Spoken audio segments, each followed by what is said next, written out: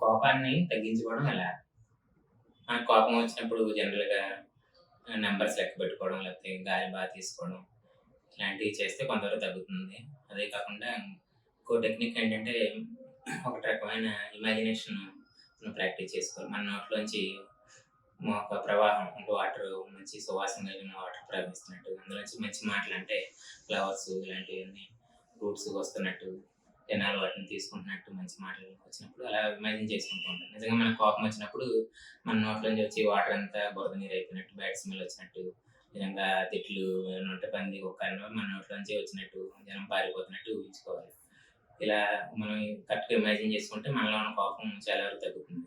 అదే కాకుండా వేరే వాళ్ళ కోపం వస్తే మనం ఎలా రియాక్ట్ అవ్వాలి? వేరే వాళ్ళ కోపం వచ్చినప్పుడు వాళ్ళ నోటి నుంచి ఇలా బురద నీరు వచ్చినట్టు, ఇలా పంది, కుక్క అలాంటివి వచ్చినట్టు మనం ఊహించుకుంటే గనక దూరంగా వెళ్ళిపోతాం.